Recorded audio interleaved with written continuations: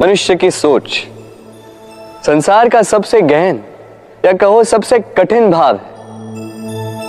कब क्या होने के पश्चात ये मन क्या सोच बैठेगा, ये कहना असंभव है। और यही सोच कई बार हमारे मन में हीन की भावना ले आती। हम सदा हमसे ऊपर की श्रेणी के व्यक्तियों को देखते हैं, उनके जीवन का विश्लेषण करते हैं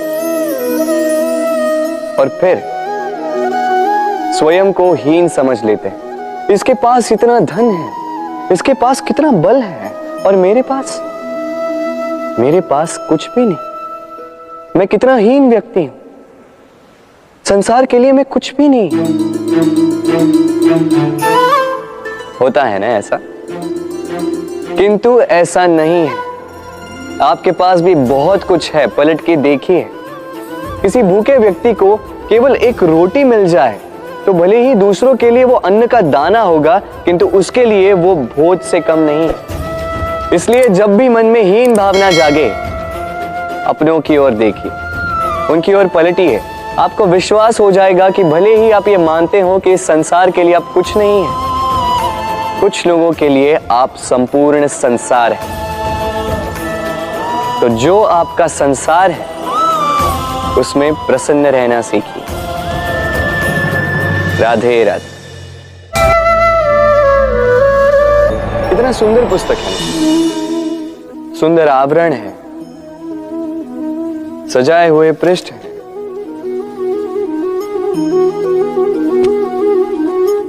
किंतु क्या ये सत्य में अद्भुत पुस्तक कहलाने की पात्र है? क्या इसमें जो लिखा है वो सत्य है, प्रेरणादायी है, हमारे लिए मूल्यवान है? कैसे निश्चय लिया जाए इस बात का? अब आप सोचेंगे कि सीधी सी बात है, आवरण को देख के पुस्तक की गुणवत्ता कैसे जानी जा सकती? इसके लिए तो आपको उसे पढ़ना होगा, उसे समझना होगा, समय देना होगा, है ना? बिल्कुल उचित सोच रहे हैं आप।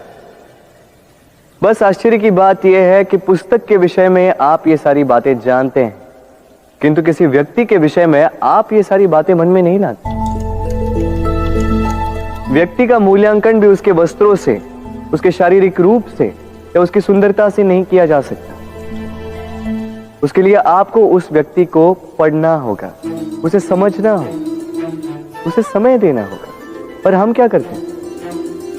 पहनावे, रंग, सुंदरता को देखकर आकर्षित हो जाते हैं, उसे प्रेम समझ बैठते हैं, और आए दिन कोई ना कोई ये कहते सुनाई देता है कि उसकी प्रेम कहानी सफल नहीं हो पाई, उसे छल मिला। किंतु इसमें दोष किसी और का नहीं, स्वयं आपका है। आपने उस व्यक्ति को समय नहीं दिया, आपने उस व्यक्ति के विचार नहीं परखे। प्रेम 2 क्षण में बनने वाला पकवान नहीं है। इसका स्वाद चखने के लिए आपको जीवन भर का समय देना पड़ेगा। तो समय दीजिए, एक दूसरे के रूप से नहीं, आत्मा से जुड़ी।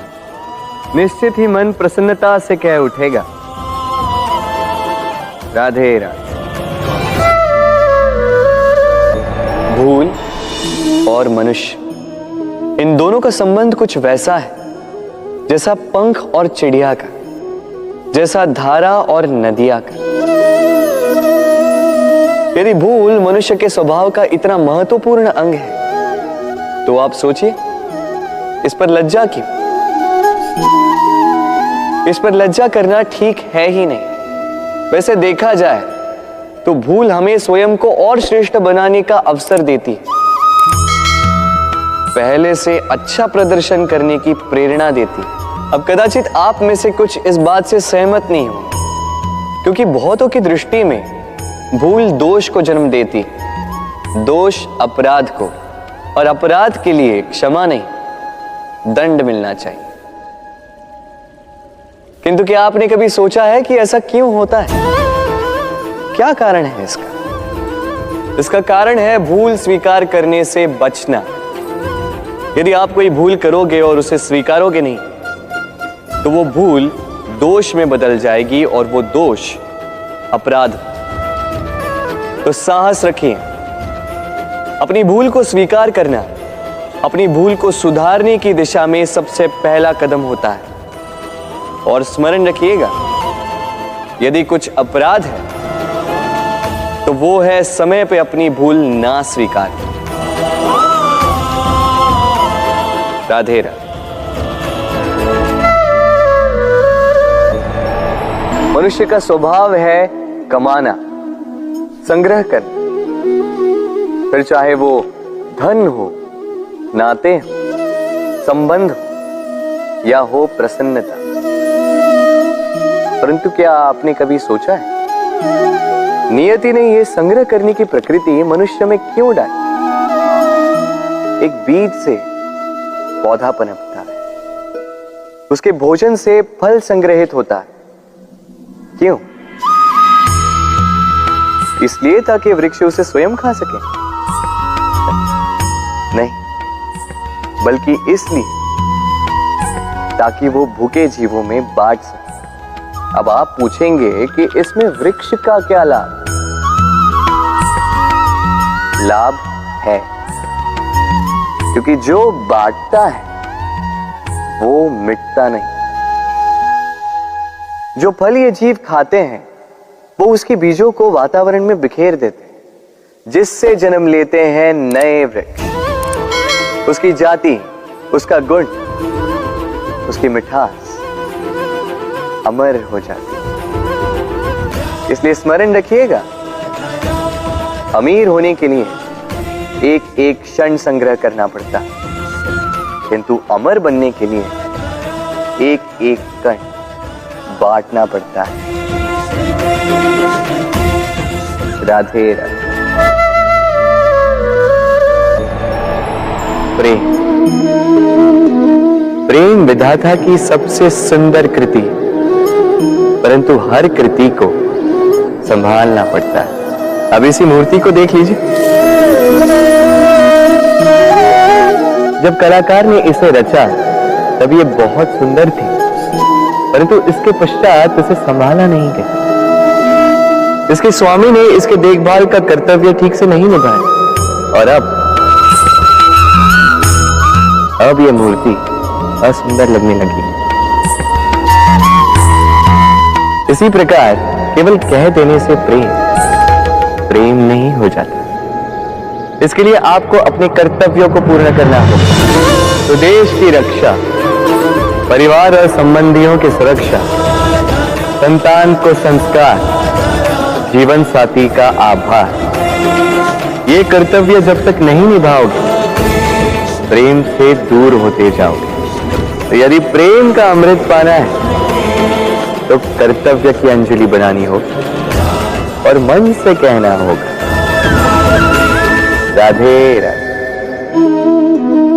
मेरे आसपास ये वृक्ष, ये पौधे, ये पुष्प देख रहे हैं आप? है ना सुंदर? क्योंकि आपने इन्हें देखा है।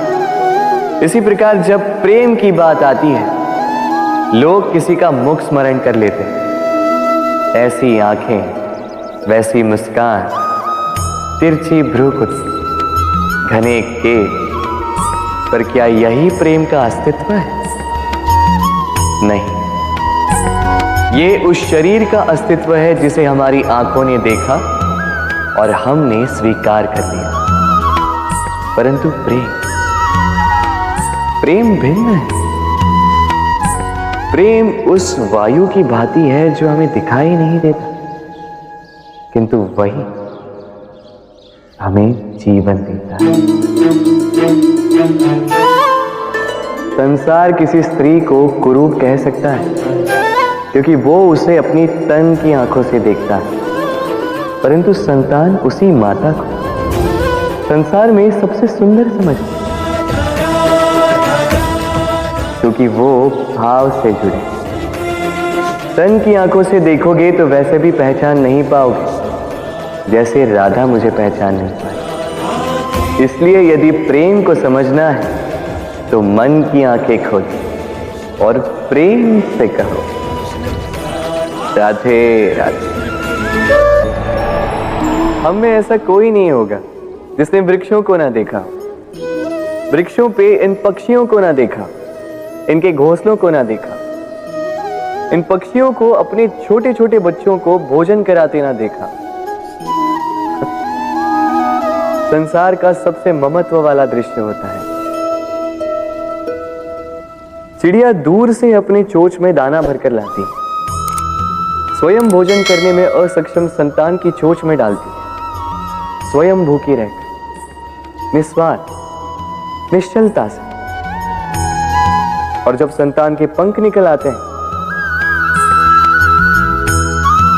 वो उसे उड़ना सिखाती और उसके पश्चात उसे स्वतंत्र कर देती है अपना जीवन जीने के लिए।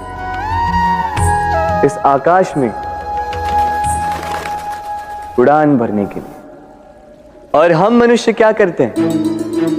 जिस संतान को हम पंछी की भांति पालते हैं, उसके पंख निकलते ही हम उसे बांध देते हैं, ये सोच के कि कहीं वो दूर उड़कर न चली जाए। ऐसा नहीं कि इस स्थिति में माता पिता को संतान से प्रेम नहीं है, अवश्य है, किंतु इसमें प्रेम पर मोह भारी पड़ जाता है, जो स्वयं अपने और संतान के भविष्य के बीच में बाधा बन जाता है। हम ये भूल जाते हैं कि हम केवल जन्मदाता है, भाग्य विधाता नहीं। तो जब प्रेम में मोह आ जाए तो वो प्रेम नहीं, स्वार्थ बन जाता है। इसलिए प्रेम को पास रखिए और मोह को दूर, क्योंकि जिससे प्रेम करते हैं उसका विकास नहीं रोका करते। राधे राधे।